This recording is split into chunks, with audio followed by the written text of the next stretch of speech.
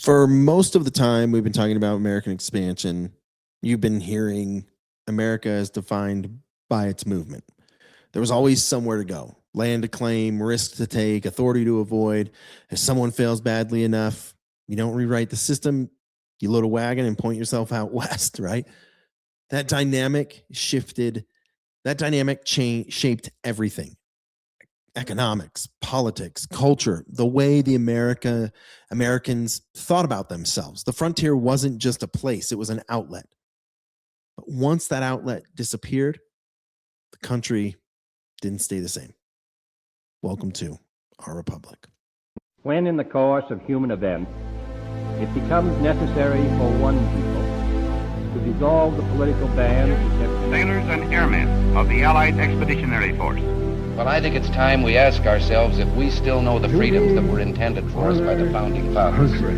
Not one small step for man. Those three hallowed words reverently dictate what you ought to be, what you can be, what you will be. We pledge to each other our lives, our fortunes, and our sacred honor.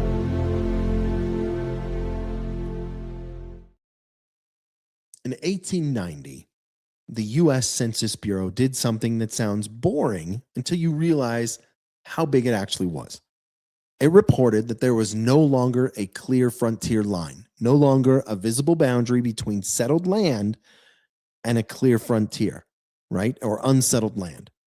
No more edge of the map where things faded into, here's the opportunity. This wasn't metaphor. This wasn't celebration. It was paperwork. The census didn't say America was finished. It said the continental experiment was complete. Every part of that map was now accounted for, governed, claimed, or in the process of being managed by someone. The moment didn't feel dramatic at the time. There were no parades, obviously no speeches, but it marked the end of something Americans had always assumed would exist: the ability to leave.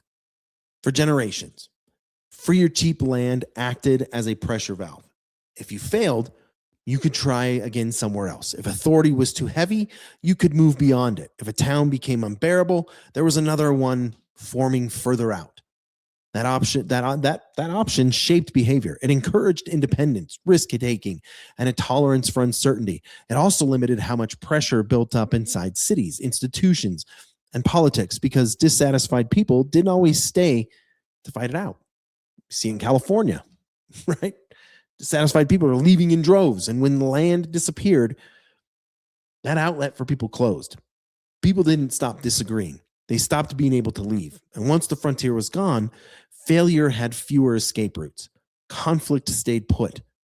Economic pressure stacked instead of dispersing. The country didn't suddenly change overnight, but direction shifted. Problems that once spread outward began concentrating inward.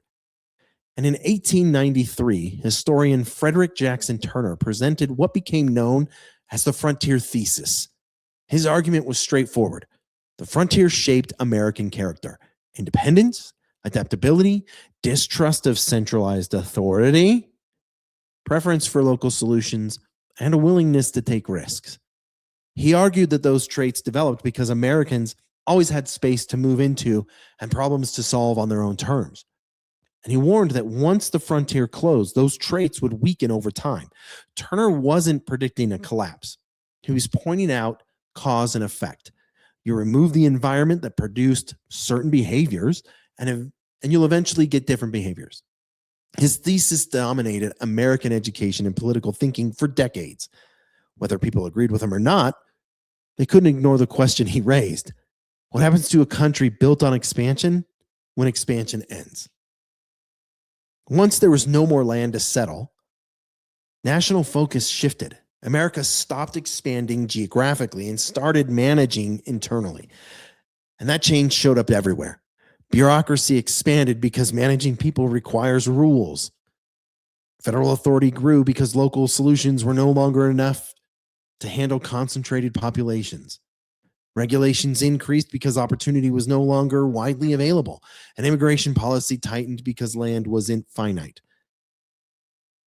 Conservative replaced settlement, right? Or conservation replaced settlement because resources now had to be preserved instead of claimed. And none of this happened because America became philosophically different overnight. It happened because the physical conditions changed. As the frontier closed, city absorbed what the frontier used to disperse. Labor disputes intensified. Class tensions became harder to ignore. Political movements gained traction because people were no longer filtering out the edges, or they were moving. This is where you see the rise of large-scale labor unrest, reform movements, and centralized solutions. Not because America suddenly loved authority, but because the old release valve was no longer existed. When people can't leave, they organize. That organization shaped politics, economics, and expectations about what government was supposed to do. I mean, obviously, the education system and tossing out, the Western Christian paideia, which we've talked about, all that shaped everything. And it all happened in such a close period of time. The frontier had always provided a sense of becoming. America was always unfinished, always movies, always in the process of turning something wild into something workable. And once that stopped, different questions emerged. If we are no longer becoming something, what are we maintaining? That certainty fed direction into the progressive era, overseas expansion, and eventually global involvement. Energy that once went west now looked elsewhere.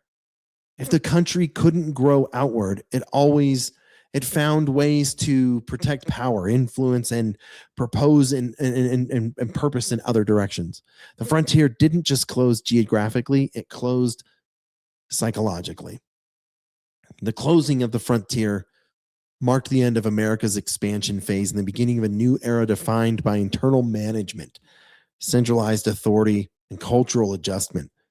With no more free land to absorb conflict, opportunity, or failure, pressure shifted inward, reshaped politics, economics, and national identity. It's unfortunate.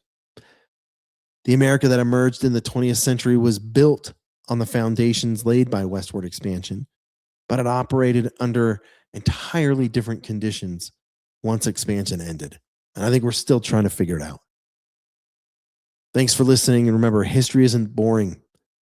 It's the record of how the end of the frontier reshaped the nation Americans had been building for generations. We'll see you next time.